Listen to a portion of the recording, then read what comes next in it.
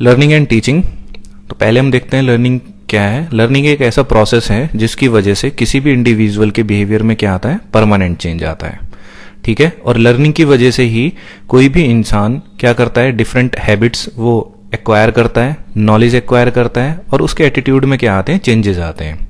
ठीक, नेक्स्ट क्या होता है कि लर्निंग प्रोसेस की वजह से किसी भी इंसान की जो पर्सनैलिटी है उसमें क्या होते हैं, चेंजेस आते हैं, और वो क्या होते हैं, सभी डायमेंशंस में उसके चेंजेस होते हैं। जैसे कि उसका जो कॉग्निटिव बिहेवियर है वो चेंज हो जाता है, अफेक्टिव बिहेवियर या अफेक्टिव डोमेन जो होती है, कॉग्निटिव डोमेन, और उसका जो एटीट्यूड है वो चेंज हो जाता है, उसका जो मोटिवेशनल जो बिहेवियर है, ठीक है, वो भी चीज़ क्या होती है उसकी, वो चेंज होती है।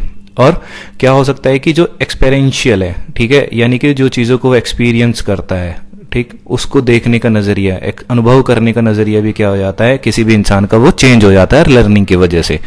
अब लर्निंग की जो कैरेक्टरिस्टिक्स होती हैं वो क्या होती हैं, पहली जो कैरेक्टरिस्टिक्स है लर्निंग की वो क्या है, ये कॉन्टिन्यूस प्रोसेस है। कॉन्टिन्यूस प्रोसेस का मतलब क्या है कि कोई भी जो इंडिविजुअल है वो क्या होता है, जन्म से लेकर और जब तक वो मरता नहीं है, ठीक है, मरने तक वो क्या करता है, लर्निंग वो करता रहता है, किसी ना किसी रूप में वो चीज़ों को सीखता रहता है। नेक्स्ट क्या होता है कि जो लर्निंग है वो क्या है, गोल डायरेक्टेड प्रोसेस है। गोल डायरेक्टेड प्रोसेस का मतलब क्या है कि हम कोई भी एक टारगेट क्या करते हैं, सेट करते हैं, फिर उस टारगेट को अटेन करने के लिए हम क्या करते हैं, स्टेप बाय स्टेप, ठीक, प्रोसेस फॉलो करते हैं। Step by step process follow करेंगे तो उस हर एक स्टेप में हम क्या करेंगे, नई नई चीजों को क्या करेंगे, लर्न करेंगे। ठीक, तो ये क्या होता है, गोल डायरेक्टेड बिहेवियर। इस टारगेट को अटेन करने के लिए हम क्या कर रहे हैं, स्टेप बाय स्टेप चीजों को लर्न कर रहे हैं, सीख रहे हैं। नेक्स्ट क्या होता है कि जो लर्निंग है वो क्या है, एक इंटेंशनल प्रोसेस है। इंटेंशनल का मतलब क्या है कि हमने यहाँ पे एक टारगेट सेट किया था, तो इस टारगेट को हमें क्या करना है, अटेन करना है, तो हम इंटेंशनली लर्निंग कर रहे हैं यहाँ पे। नेक्स्ट क्या होता है, नेक्स्ट जो प्रोसेस है वो क्या है कि लर्निंग एक एक्टिव प्रोसेस है। एक्टिव प्रोसेस का मतलब क्या है कि जब भी कोई एक इंसान लर्निंग करता है तो वो फिजिकली और जो क्या है मेंटली, वो दोनों रूप से क्या होना चाहिए, एक्टिव होना चाहिए।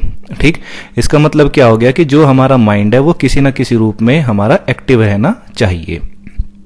ठीक है, नेक्स्ट जो होता है कैरेक्टरिस्टिक्स वो है, लर्निंग क्या है, एक इंडिविजुअलिस्टिक है, प्रोसेस है। इसका मतलब क्या है कि जो सभी की पेस है, यानी कि सीखने की जो गति है, पेस ऑफ लर्निंग, हर एक इंसान की क्या है, वो अलग अलग है। यहाँ पे हम क्या कंसिडर करेंगे कि इंडिविजुअल डिफरेंस को हम यहाँ पे कंसिडर करते हैं। इंडिविजुअल डिफरेंस का मतलब क्या है कि हर एक इंसान में कुछ ना कुछ अलग तरह की चीजें होती हैं जिसकी वजह से क्या होती है, उसकी लर्निंग अफेक्ट करती है। कुछ बच्चे क्या होते हैं वो जल्दी चीजों को लर्न करते हैं, और कुछ बच्चे क्या होते हैं वो थोड़ा लेट उन चीजों को लर्न करते हैं। नेक्स्ट है कि जो लर्निंग है वो क्या होती है, आउटकम है किसका, interaction of the individual with environment, यानी कि वो अपने इन्वायरमेंट के साथ किस तरह से इंटरेक्ट कर रहा है। ठीक, इसके इन्वायरमेंट में क्या आ जाता है, बच्चे के इन्वायरमेंट में यहाँ पे पीयर ग्रुप्स आ जाते हैं, ठीक, उसके फ्रेंड्स आ जाती है, और उसके जो फैमिलीज हैं, और इसके अलावा उसके जो नेबर हैं, या जितने भी लोगों के साथ, या किसी भी तरह के लोगों के साथ, या किसी भी तरह के इन्वायरमेंट में जब बच्चा इंटरेक्ट करता है तो वहां से भी क्या करता है, वो लर्निंग करता है। नेक्स्ट क्या होता है कि जो लर्निंग क्या है, एक ट्रांसफरेबल प्रोसेस है।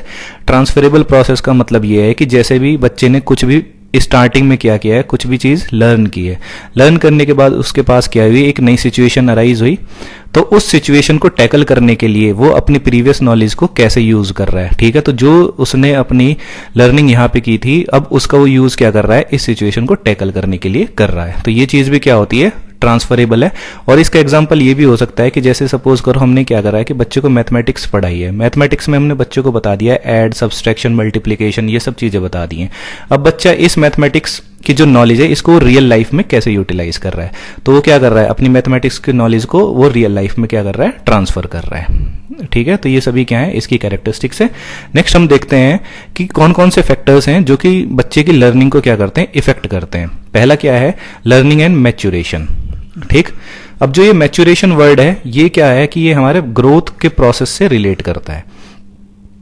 ग्रोथ और डेवलपमेंट में पहले ही कुछ वीडियोस हैं जिसके बारे में यहाँ पे उन वीडियोस में उसका डिफरेंस बताया गया है। ठीक है, अब जो मैच्योरेशन होती है, हमने देखा कि मैच्योरेशन क्या है, प्रोसेस ऑफ ग्रोथ से रिलेट करती है, लेकिन ये क्या है कि ये इन्वायरमेंट जो होता है, इन्वायरमेंटल जो भी इन्फ्लुएंस होता है बच्चे का, ठीक, उससे ये क्या होती है, इंडिपेंडेंट होती है। ठीक, और ये जो हमारी मैच्योरेशन है ये हेरिडिटी से, जो बच्चे की जो अनुवांशिकता है उस पे ये क्या करती है, डिपेंड करती है। ठीक है, फिर से बता देता हूं कि जो भी मैच्योरेशन है ये हमारे ग्रोथ पे, जो प्रोसेस ऑफ ग्रोथ है उससे रिलेट करती है, ठीक है।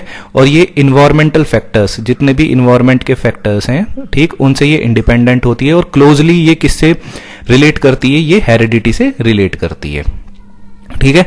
अब दूसरी तरफ अगर हम बात करें, जो लर्निंग है, लर्निंग हमारी किससे रिलेट करती है, ये रिलेट करती है बच्चे के इन्वायरमेंट से, कि बच्चे को किस तरह का इन्वायरमेंट मिल रहा है। इन्वायरमेंट में क्या है कि वो बच्चा किस तरह के इन्वायरमेंट में किस तरह के लोगों के साथ कैसा इंटरेक्शन कर रहा है। अब वो इन्वायरमेंट में सारी चीजें आ जाती हैं, उसकी सराउंडिंग से लेके फैमिली, पीयर ग्रुप्स, स्कूल्स, उसके रिलेटिव्स, ये सब चीजें किस में कंसिडर होती हैं, उसके इन्वायरमेंट में, ठीक है। उसका क्लासरूम भी उसके इन्वायरमेंट में आ जाता है।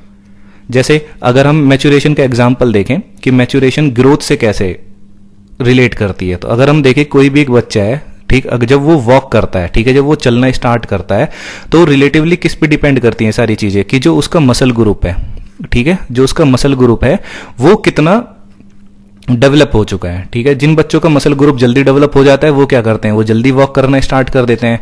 जैसे कुछ बच्चे क्या होते हैं, वो 9 मंथ में ही चलना वो स्टार्ट कर देते हैं। लेकिन कुछ बच्चे क्या होते हैं जो जिनको 1.5 साल तक भी हो जाते हैं, ठीक है, वो फिर भी नहीं चल पाते, क्योंकि उनका जो मसल ग्रुप है वो उनका डेवलप नहीं हुआ है। और ये किस वजह से हुआ है, क्योंकि ये उनकी हेरिडिटिकल प्रॉब्लम है, कि उनके पूर्वज या उनके जो मम्मी पापा हैं उनमें भी ये प्रॉब्लम रही होगी, ठीक है। जो अगर हम लर्निंग की बात करें, ठीक, तो लर्निंग और मैच्योरेशन कैसे डिपेंड करती हैं। लर्निंग ये डिपेंड ऐसे करती है कि मैच्योरेशन में हमने देखा कि यहाँ पे उसमें डेवलपमेंट होना था उसके मसल ग्रुप्स में। लर्निंग में क्या है कि अगर बच्चे को ये चीज नहीं पता पड़ेगी कि कौन कौन सी स्किल्स इन्वॉल्व होती हैं किसमें, वॉकिंग में, ठीक, तो वो चीज क्या होगी, उस वजह से भी बच्चा चल नहीं पाएगा। तो लर्निंग और मैच्योरेशन इस तरह से एक दूसरे से क्या करती हैं, डिपेंड करती हैं एक दूसरे के ऊपर। इसके अलावा अगर हम देखें कि जो बच्चा स्पीक, अगर वो स्पीक करना, ठीक, तो जब वो बोलना स्टार्ट करेगा तो यहां पे भी क्या होती है, कुछ मसल्स ग्रुप होती हैं मैच्योरे स्पीकिंग के टाइम पे, तो ये कौन सा है, मैच्योरेशन, ठीक। अब स्पीकिंग की फ्लुएंसी और जो उसकी मीनिंगफुल सेंटेंस बच्चा कैसे क्रिएट करता है, वो करता है लर्निंग के थ्रू, ठीक है। तो ये दोनों में क्या है, यहां पे ये इंटर रिलेशन है। नेक्स्ट हम देखते हैं कि बच्चा कौन सा फैक्टर है, कि बच्चा जो है रेडीनेस टू लर्न, सीखने के लिए वो तैयार होना चाहिए। बच्चे में क्या है कि पहले वो फिजिकली रेडी होना चाहिए। फिजिकली रेडी का मतलब क्या है कि जो वो फिजिकली एक्टिविटीज कर पाए, उसका जो मसल ग्रुप है वो अच्छी तरह से डेवलप हो चुका हो। जैसे अगर हम एग्जाम्पल देखें कि कोई भी एक बच्चा अगर वो रेस करना चाह रहा है, ठीक है, तो वो रेस तभी कर सकता है कि जब वो वॉक करने के कैपेबल हो। अगर वो बच्चा वॉक ही नहीं कर पाएगा तो वो भाग भी नहीं पाएगा, ठीक है, वो रन भी नहीं कर पाएगा। नेक्स्ट क्या होता है, मेंटल रेडीनेस। मेंटल रेडीनेस में ये होता है कि उसका माइंड कितना डेवलप हो चुका है, ठीक, तो यहां पे उसकी इंटेलेक्चुअल स्किल्स कितनी ज्यादा डेवलप हो चुकी हैं, और वो कैसे अपनी जो बैकग्राउंड इंफॉर्मेशंस हैं, ठीक है, जो पीछे की जो भी इंफॉर्मेशंस हैं उनको वो कैसे एक्वायर कर पा रहा है या नहीं कर पा रहा है, ठीक। नेक्स्ट इसके अलावा एक चीज और यहां पे आ सकती है कि वो सोशली रेडी है या नहीं है, ठीक। Socially readiness of the people, socially ready का मतलब ये होता है कि क्या सोसाइटी उसको हेल्प कर रही है उसको चीजें सिखाने में या नहीं कर रही है। क्यों, अगर यहाँ पे अगर एग्जाम्पल देखे, जैसे गर्ल और बॉय का एग्जाम्पल देखे, तो कुछ सोसाइटी में क्या होता है कि लड़कियों को वो सीखने का मौका नहीं देते जबकि वो लड़कों को देखते हैं। तो यहाँ पे क्या है कि सोशली रेडीनेस भी होना चाहिए बच्चे का। नेक्स्ट फैक्टर आता है लर्निंग इन्वायरमेंट। लर्निंग इन्वायरमेंट में क्या आता है कि बच्चे के इन्वायरमेंट की हमें पता है कि सब कुछ इसी में कंसिडर हो जाता है। जैसे क्या, उसके पीयर ग्रुप्स इसी में आ जाते हैं, उसकी फैमिली इसी में आ जाती है, ठीक है, उसके फ्रेंड्स भी इसी में आ जाते हैं, स्कूल भी इसी में आ जाता है, ठीक। तो अब इन्वायरमेंट किस तरह का दे रहे हैं हम बच्चे को। अगर फैमिली की बात करें तो क्या फैमिली में कुछ फैमिली डिस्प्यूट्स तो नहीं है, जिसकी वजह से क्या हो सकता है कि अगर डिस्प्यूट है, लड़ाइयां चलती रहती हैं तो बच्चे की लर्निंग इफेक्ट होती है, ठीक है। पीयर ग्रुप्स अगर उसके अच्छे नहीं है तो क्या हो सकता है, वहां पे नेगेटिव लर्निंग हो सकती है। नेगेटिव इन द सेंस कि वो अच्छी बातें नहीं सीखेगा, गलत गलत बातें वो सीखेगा। स्कूल में क्या हो सकता है, स्कूल की अगर हम बात करें तो वहां पे अगर देखें स्कूल की, तो वहां पे क्लासरूम का साइज कितना है, ठीक है। अगर हमने देखा कि जो क्लासरूम का साइज है वो तो सिर्फ 20 स्टूडेंट्स के लिए है, लेकिन उसमें जो बच्चे हैं वो कितने बैठे हैं, 40 स्टूडेंट्स। तो यहाँ पे भी क्या लर्निंग इफेक्ट करेगी। वॉल का कलर कैसा है, टाइप ऑफ फ्लोरिंग कैसी है, वेंटिलेशन कैसी है, लाइट कैसी है, ठीक है। तो ये सब चीजें क्या है, ये स्कूल से रिलेटेड है। तो बच्चे का इन्वायरमेंट भी अच्छा होना चाहिए, हेल्दी होना चाहिए, ठीक। उसकी वजह से क्या होगा कि बच्चा जल्दी चीजों को लर्न करेगा। नेक्स्ट आता है लर्निंग एंड मोटिवेशन। अब मोटिवेशन कैसे बच्चे को इफेक्ट करता है। मोटिवेशन में क्या होता है, मोटिवेशन एक ऐसा प्रोसेस है ठीक, जिसमें कि हम क्या कर सकते हैं कि बच्चे का या तो कोई भी एक बिहेवियर हम निकलवा सकते हैं या बच्चे से वो बिहेवियर करवा सकते हैं। ठीक है, निकलवाना और करवाने में दो चीजें ये डिफरेंट है। ठीक है, टाइप्स ऑफ मोटिवेशन देख लेते हैं। यहाँ पे टाइप्स ऑफ मोटिवेशन में क्या होता है, दो तरह के टाइप्स ऑफ मोटिवेशन होते हैं। ये जो यहाँ पर ये निकलवाना और जो ये चेंज करना जो बिहेवियर है, इसके लिए अलग से थ्योरीज हैं जिनकी हम नेक्स्ट वीडियोस में बात करेंगे कि मोटिवेशन की कौन कौन सी थ्योरीज हैं। ठीक है, तो वो भी चीज़ें हम देखें, जैसे स्किनर की थ्योरी है।